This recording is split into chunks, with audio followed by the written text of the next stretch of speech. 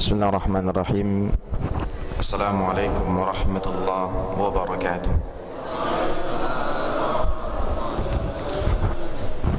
Innal hamdalillah nahmaduhu wa nasta'inuhu wa nastaghfiruh wa na'udzu billahi min shururi anfusina wa min sayyiati a'malina. Man yahdihillahu fala mudilla lahu wa man yudlil fala hadiya lahu. وأشهد أن لا إله إلا الله وحده لا شريك له وأشهد أن محمدا عبده ورسوله. يا أيها الذين آمنوا اتقوا الله حق تقاته ولا تموتن إلا وأنتم مسلمون. يا أيها الناس اتقوا ربكم الذي خلقكم من نفس واحدة وخلق منها زوجها وبث منهما رجالا كثيرا ونساء واتقوا الله الذي تساءلون به والأرحام إن الله كان عليكم رقيبا. يا أيها الذين آمنوا اتقوا الله وقولوا قولا سديدا يصلح لكم أعمالكم ويغفر لكم ذنوبكم ومن يطع الله ورسوله فقد فاز فوزا عظيما. أما بعد، معاشر المسلمين والmuslimat, saudara-saudari, para pemuka agama, imam masjid dan seluruh jamaah Masjid Al-Ikhwan yang mudah-mudahan dirahmati oleh Allah Subhanahu wa taala. Alhamdulillah, segala puji hanya milik Allah Subhanahu wa taala. Kita memuji dan menyanjungnya, dan Allah lah Subhanahu wa ta'ala yang berhak dengan sanjungan itu satu-satunya atas segala limpahan nikmat dan karunia yang Allah berikan kepada kita pada hari ini dan pada hari-hari yang telah berlalu. Ketahuilah Bapak dan Ibu sekalian, keadaan kita saat ini sebagaimana yang pernah disebutkan oleh Nabi kita Muhammad sallallahu alaihi wasallam dalam rangka mengingatkan diri beliau dan para sahabat. Beliau mengatakan, laulallah ma ihtadaina. Kalau bukan karena Allah, niscaya kita tidak akan berada di atas petunjuk. Walallahu ma sunna wala sallaina. Dan kalau bukan karena Allah, kekuatan darinya, taufik darinya dan kemudahan darinya, niscaya kita tidak akan puasa, tidak akan melaksanakan salat. Maka tidak ada kekuatan daya melainkan dari Allah Subhanahu wa taala, yang dengan kekuatan dan kemudahan darinya lah kita dapat melaksanakan salat subuh pada pagi hari ini. Bahkan karena nikmat dari Allah lah kita masih dihidupkan kembali, sehingga disunnahkan setiap kali bangun dari tidur, untuk pertama kali kita lakukan adalah memuji Allah Subhanahu wa taala. Alhamdulillahilladzi ahyana ba'dama amatana. Segala puji bagi Allah yang telah menghidupkan kami kembali setelah sebelumnya mematikan kami. Karena Nabi sallallahu alaihi wasallam bersabda, an-naumu akhul maut, bahwa tidur itu adalah saudaranya kematian. Tidur dan kematian sama, sehingga bangun dari tidur itu seperti kebangkitan dari kematian. Dan kita memuji Allah atas itu, karena dengannya kita masih diberi kesempatan untuk mempersiapkan bekal yang sangat banyak untuk kampung yang abadi, kampung akhirat kita.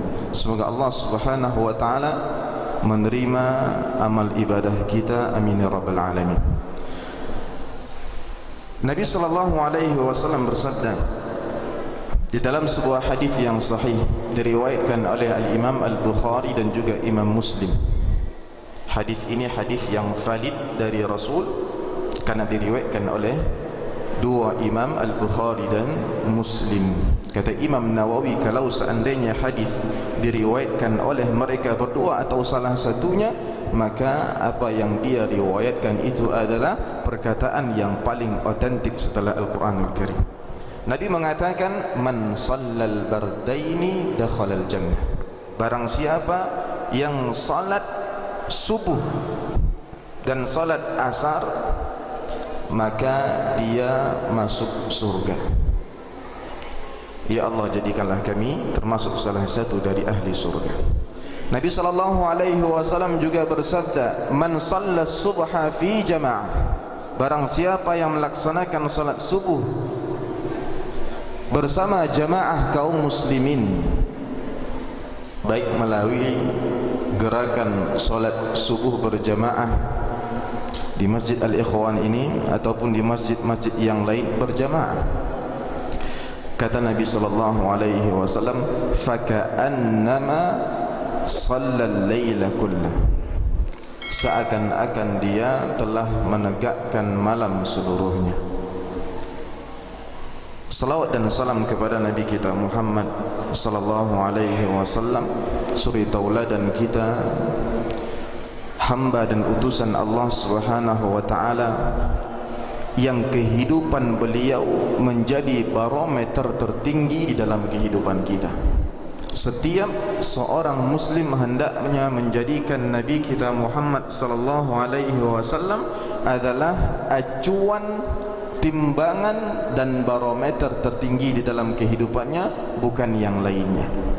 Di dalam kehidupan beliau, sifat-sifat beliau, akhlak beliau yang mulia, itu semuanya adalah sesuatu yang harus kita timbangkan dengan keadaan sifat dan akhlak-akhlak kita.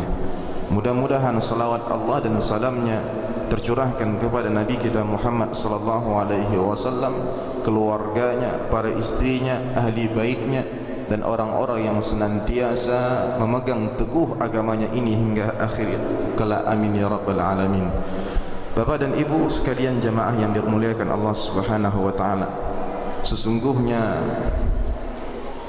merupakan suatu kebahagiaan bagi kami berada di tengah-tengah bapak dan ibu pada pagi hari ini.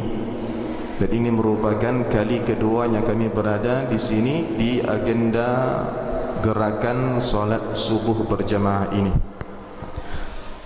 Entah itu jadwalnya untuk ustaz lokal ataupun ustaz luar, kata atuk kami, saya dua-duanya masuk, karena asal kami dari Sungai Kuning, asal usul. Uwak kami berasal dari Sungai Kuning, tapi kami sekarang tinggal di Duri, lahir di Sungai Rangau, Uyang Antau Kopar, Pak. Ya, Rantau Kopar. Maka kesenangan bagi kami berada di hadapan Bapak dan Ibu sekalian, seakan-akan kami berada di kampung kami sendiri. Ya. Pagi hari ini insya-Allah kita akan mentadabburi salah satu kisah yang disebutkan oleh Allah Subhanahu wa taala di dalam sebuah kitab yang tidak akan pernah dimasuki oleh kebatilan, baik dari depan, tidak pula dari belakang, kiri ataupun kanan, yaitu Al-Quranul Karim. Kisah ini banyak sekali disebutkan di dalam Al-Quran. Kisah seorang Nabi yang seakan-akan Al-Quran itu diturunkan untuknya, saking namanya banyak sekali disebutkan di dalam Al-Quran, yang kehidupan dan perjalanan hidupnya di banyak jenjang itu hampir serupa dengan kehidupan Sayyidina wa Maulana Muhammad sallallahu alaihi wasallam. Nabi tersebut tidak lain dan tidak bukan siapa Bapak dan Ibu? Nabi Musa alaihi salam. Kita akan mempelajari sepenggal kisah kehidupan beliau yang disebutkan oleh Allah Subhanahu wa taala di dalam surat Al-Qasas. Di dalam surat Al-Qasas Allah Subhanahu wa taala menceritakan banyak dari kisah Nabi Musa alaihi salam yang sangat bagus untuk kita ambil faedah-faedahnya. Kisah di mana beliau mulai dicampakkan oleh ibundanya di Sungai Nil. hingga beliau terusir keluar dari Mesir, kampung halamannya, menuju sebuah negeri yang dinamakan dengan negeri Madyan, negeri di mana Nabi Syuaib alaihi salam diutus oleh Allah Subhanahu wa taala sebagai nabi untuk mendakwahkan agamanya kepada umatnya. Allah Subhanahu wa taala berfirman di dalam Al-Qur'an, laqad kana fi qasasihim ibratun liulil albab.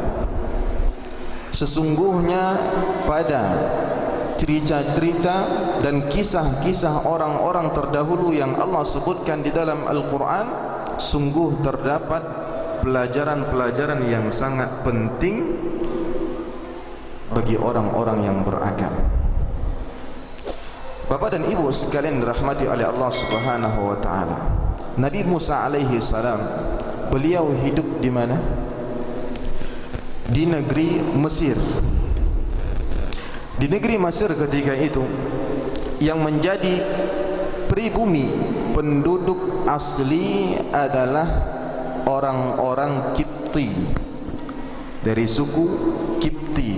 Adapun Bani Israel, mereka adalah orang-orang pendatang di kota Mesir, yang mana pada asalnya mereka berasal dari Al-Ardul Muqaddasah Filistin, lalu hijrah ke Mesir, dan mereka di sana sebagai pendatang. Adapun pribumi adalah masyarakat atau penduduk Kipti, yang penguasanya atau bosnya adalah Fir'aun.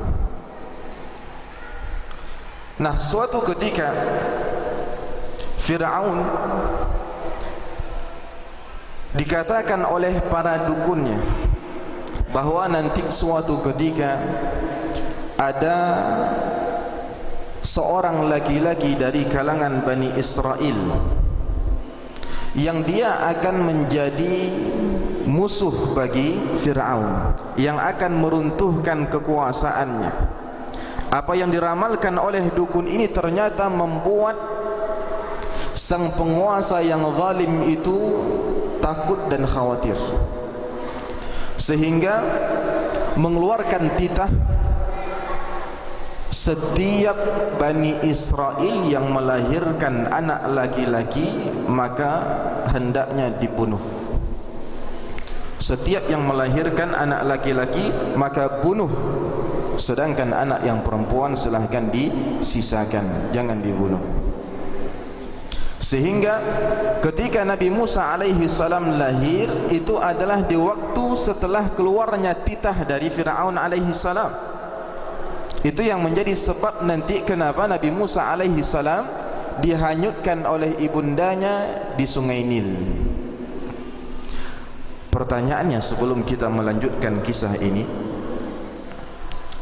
kenapa Nabi Harun alaihi salam hidup? Padahal sebagaimana yang kita ketahui bersama, Nabi Harun adalah saudara kandungnya Nabi Musa alaihi salam. Dijelaskan oleh para ulama, di antara mereka mengatakan bahwa Nabi Harun itu hidup di masa sebelum titah tadi keluar, sebelum Fir'aun alaihi salam diramalkan oleh para dukunnya bahwa nanti suatu masa akan datang seorang laki-laki yang akan menghancurkan kerajaan dan kekuasaannya, sehingga hiduplah Nabi Harun alaihi salam dengan selamat. Sebahagian ulama tafsir mengatakan bahwa Nabi Harun alaihi salam hidup di tahun yang Fir'aun dan bala tentaranya tidak membunuh anak laki-laki. Dikatakan bahwasannya ketika Fir'aun mengeluarkan titah tersebut, bala tentaranya, pengikut Fir'aun, orang-orang Kipti protes. Fir'aun, kalau seandainya kita bunuh seluruh anak laki-laki dari Bani Israel, bahasa kasarnya, siapa yang nanti menjadi babu kita? Siapa yang nanti bisa kita pekerjakan untuk ini dan itu? Tidak ada generasi penerus. Maka keluar titah selanjutnya bahwa laki-laki dibunuh tahun ini, dibiarkan tahun besok. Dibunuh lagi tahun selanjutnya, dibiarkan lagi 1 tahun. Dan bertepatan Nabi Musa alaihi salam lahir di tahun yang mereka tidak membunuh anak laki-laki. Maka Nabi Musa alaihi salam dengan takdir Allah Subhanahu wa taala, tentunya beliau lahir di waktu Firaun dan para pengikutnya memburu anak laki-laki untuk dibunuh, tidak disisakan satu pun, pokoknya dibunuh. Disebutkan di dalam surat Al-Qasas mulai dari ayat yang ke-7. Kita akan ceritakan secara ringkas bagaimana Nabi kita Musa alaihi salam dihanyutkan ke sungai Nil sampai dia akhirnya dipelihara di istana Fir'aun itu sendiri. Dan nanti kita akan fokus ke pelariannya Nabi Musa sampai ke negeri Madian dan bertemu dengan Nabi Syuaib alaihi salam di sana. Jadi judul kita pada GSSB pada kali ini adalah mendulang mutiara faedah dari perjalanan Nabi Musa ke negeri Madian. Namun mengawali itu ada muqaddimah yang harus kita ceritakan untuk mengingat bagaimana sih perjalanan Nabi Musa sampai dia dewasa, mulai dari lahirnya dia sampai dia dewasa. Allah Subhanahu wa taala berfirman di dalam surat Al-Qasas ayat 7, wa auhayna ila ummi Musa an ardi'ih fa idza khifti alayhi fa alqihi fil yammi wa la takhafi wa la tahzani inna radduhu ilayki wa ja'iluhu minal mursalin. Ini ayat yang ke-7. Allah berfirman, dan kami ilhamkan, kami wahyukan kepada ibunya Musa. Meskipun di sini kata-katanya adalah kami wahyukan, namun para ulama tafsir sepakat bahwa ibundanya Musa bukanlah seorang nabi. Pewahyuan dan pengilhaman ini mereka jelaskan kemungkinan dengan beberapa cara. Boleh jadi itu adalah suatu perkataan yang terlintas di hatinya dan di benaknya ibunda Musa alaihi salam, atau kabar itu dikabarkan oleh Allah melalui seorang malaikat yang menyamar kemudian memberitahu kepada ibundanya Musa alaihi salam, sebagaimana di zaman Bani Israel ada 3 orang yang ada yang kotak, ada yang buta, datang kepada mereka malaikat yang menyamar dalam bentuk fisik manusia. Apa yang dikatakan wahyu tadi atau ilham tadi, an ardi'i, setelah dilahirkan Nabi Musa, Allah memerintahkan ibundanya untuk menyusui Nabi Musa alaihi salam. Fa idza khifti alaihi fa alqihi fil yam.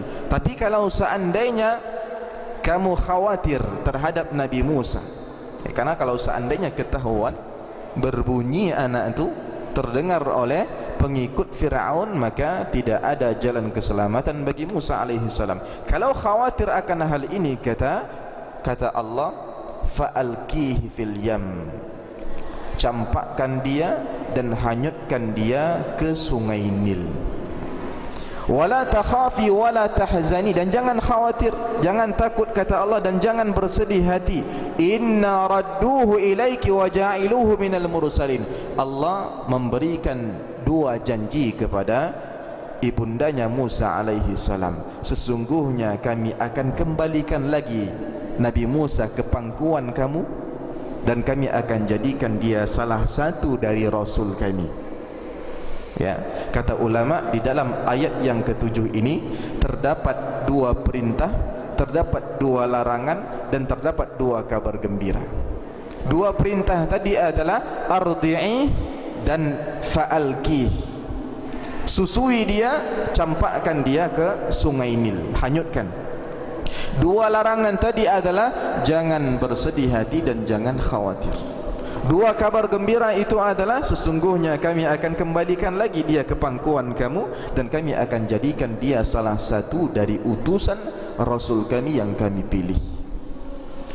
Lalu selanjutnya, apakah dihanyutkan oleh ibundanya Musa? Iya, dihanyutkan dengan rasa tawakal kepada Allah Subhanahu wa taala, meskipun nanti sempat goyah.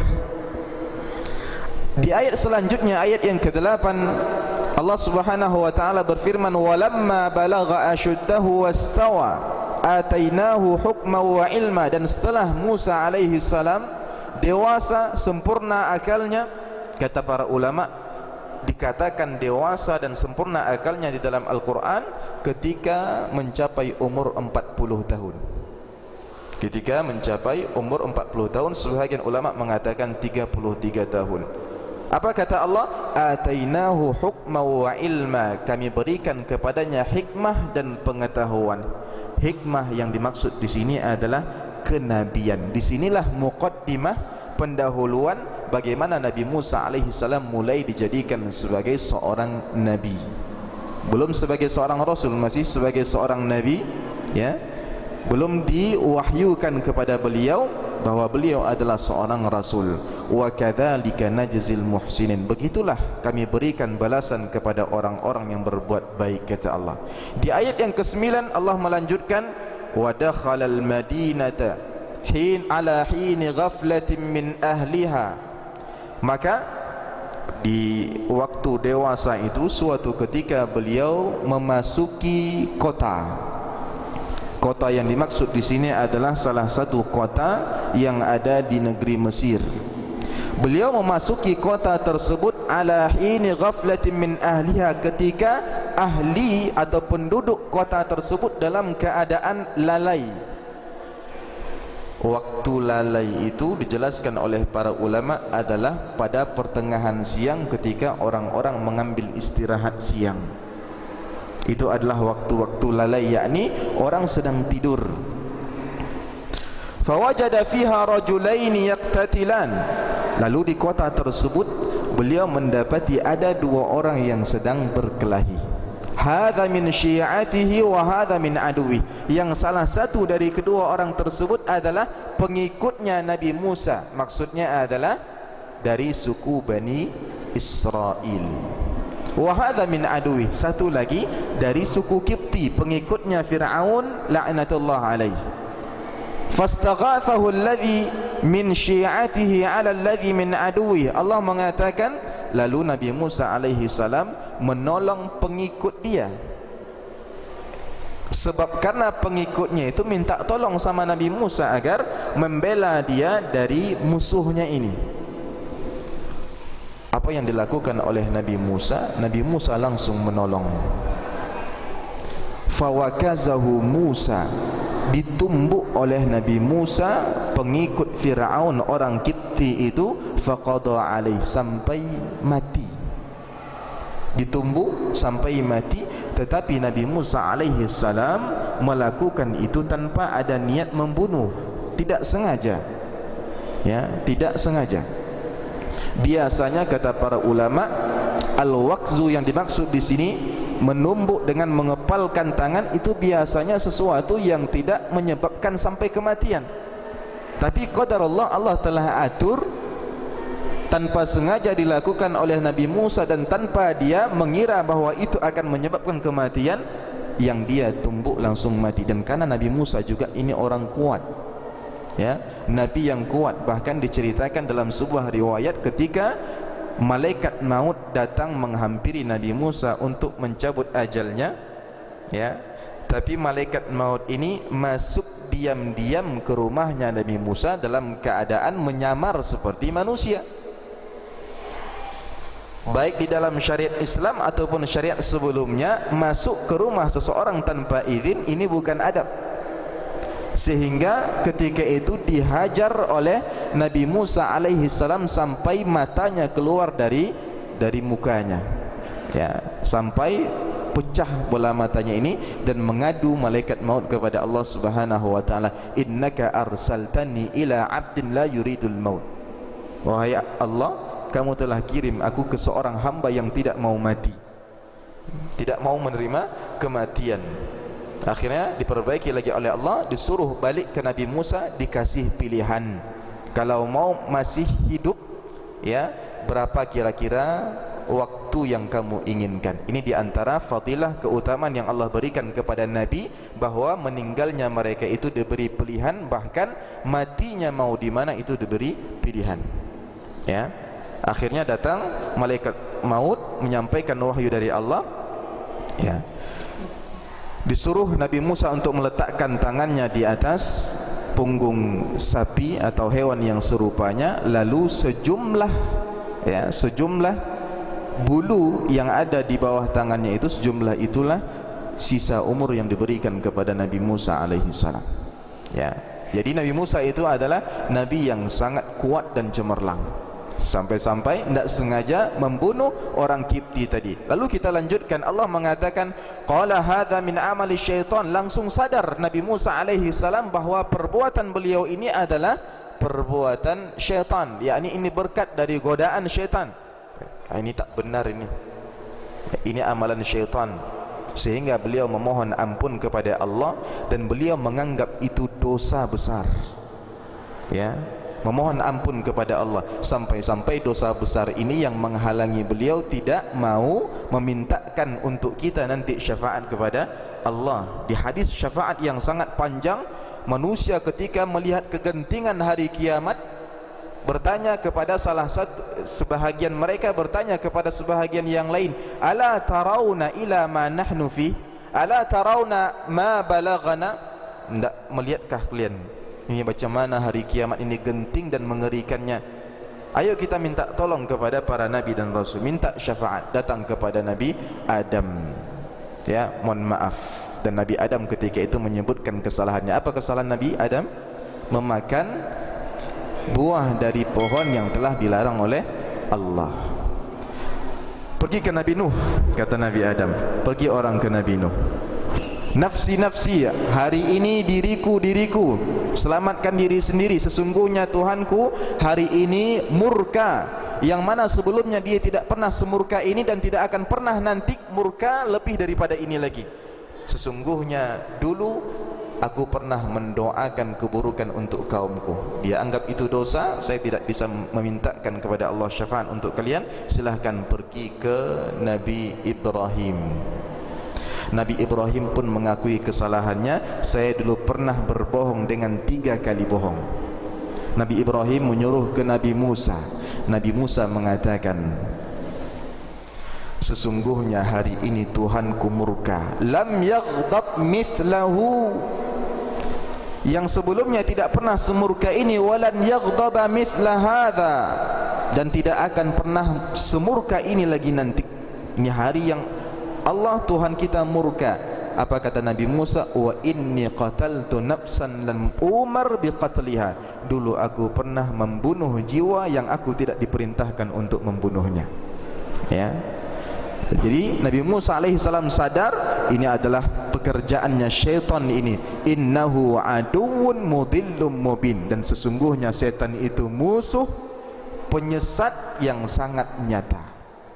Kita lanjutkan Bapak dan Ibu, ya, sebelum kita sampai ke cerita yang akan menjadi fokus kita. Setelah itu Nabi mengatakan, qala rabbi inni zalamtu nafsi faghfirli faghfaralah. Ya Allah, aku telah menzalimi diriku, ampunilah aku. Maka Allah ampuni Nabi Musa alaihi salam. Innahu huwal ghafurur rahim, sesungguhnya Allah maha pengampun lagi maha penyayang. Qala rabbi bima an'amta alayya falan akuna zahiran lil mujrimin. Wahai Rabb, ya Allah, sebagaimana engkau telah memberikan nikmat kepadaku, engkau telah mengampuni aku, engkau telah membiarkan aku hidup dengan aman bahkan di istana musuhku, maka saya tidak akan pernah lagi menjadi penolong bagi orang-orang zalim. Saya mohon maaf, mohon ampun, kata Nabi Musa. Fa asbaha fil madinati khaifan yataraqqab, sebab perbuatan beliau itu, maka di dalam kota itu beliau tidak tenang, khawatir. Yataraqqab, kata Allah, yataraqqab itu tengok-tengok. Jangan-jangan nanti ada pengikutnya Fir'aun yang sudah mengetahui apa yang beliau lakukan kepada orang Kipti tadi. Kalau tahu Fir'aun itu niscaya Nabi Musa alaihi salam akan dibunuh. Akan dibunuh. Kenapa? Karena sangat terlarang pendatang Bani Israel, dan Nabi Musa adalah salah satu dari Bani Israel, dan Fir'aun tahu itu, membunuh pribumi Kipti. Itu akan marah besar Fir'aun. Ya, maka di kota itu pun dia menjadi ketakutan sambil menunggu-nunggu akibat perbuatannya itu. Kira-kira apa yang terjadi sesudah ini? Fa idzal ladzi istansarahu bil amsi yastasrikhu. Pada suatu ketika masih dalam keadaan takut, ternyata orang yang dulu ditolong oleh Nabi Musa alaihi salam kembali meminta tolong karena berkelahi lagi dengan pengikutnya Fir'aun. Memang pencari masalah dia ini, ya, pencari masalah. Minta tolongnya ke Nabi Musa lagi. Apa kata Nabi Musa? Innaka laghawiyyum mubin. Ente ini memang sesatlah gitu. Kemarin udah berkelahi, ya, kemudian tidak tolong melawan orang itu, minta tolong ke kita sebab saya sebab kamu saya jadi membunuh orang, kan gitu. Sekarang berkelahi lagi, hendak juga tolong untuk melawan sendiri. Kalau berkelahi itu pastikan dulu mampu untuk menyelesaikannya sendiri. Innaka laghawiyyum mubin, ya, kamu sesat ini. Tapi ditolong juga oleh Nabi Musa alaihi salam. Ya, begini sifatnya seluruh nabi yang mereka memenangkan kezaliman, yakni tidak mampu melihat kezaliman, ditolong. Tapi sambil mengatakan itu, innaka laghawiyyum mubin, ini kamu ini tak baik nih, tak patut seperti ini. Dikira oleh Bani Israel itu, pengikut Nabi Musa itu, bahwa dia akan ditumbuk oleh Nabi Musa alaihi salam, bukan malah membela dia, tapi ingin dihajar, diberi pelajaran oleh Nabi Musa alaihi salam. Akhirnya keceplos, ya. Falamma arada an yabtisha billadhi huwa aduwwun lahuma, ketika Nabi Musa datang sebenarnya untuk membela Bani Israel tadi dan ingin menghajar pengikutnya Fir'aun, tapi disangka oleh Bani Israel dia Nabi Musa itu datang untuk dia. Oh, gara-gara saya kemarin dia jadi takut-takut, jangan-jangan dia sekarang mau beri pelajaran kepada saya. Apa kata Bani Israel itu? Aturidu an taqtulani kama qatalta nafsan bil ams? Apakah kamu ingin membunuh saya sebagaimana kamu membunuh orang Kipti kemarin? Yang awalnya orang Kipti kedua ini tidak tahu akan kejadian itu, jadi tahu. Gara-gara Bani Israel itu sendiri yang mengatakan, hahaha, ngapa nih membunuh saya seperti bunuh orang kemarin? Jadi tahu orang Kipti itu, ya. In turidu illa an takuna jabbaran fil ardi wa ma turidu an takuna minal muslihin. Kalau memang kamu mau bunuh saya seperti bunuh orang kemarin, kalau begitu yang kamu inginkan di dunia ini bukanlah untuk membuat perdamaian. Kamu ini ingin menjadi orang yang sok hebat, orang yang sok berkuasa, orang yang sok jago. Ya. Akhirnya tahu orang Kipti tadi, dilaporlah kepada Fir'aun. Ini ternyata yang membunuh Kipti, salah satu dari orang kita kemarin itu ternyata Nabi Musa alaihi salam. Akhirnya dikeluarkanlah titah oleh Fir'aun untuk mengejar, menangkap dan membunuh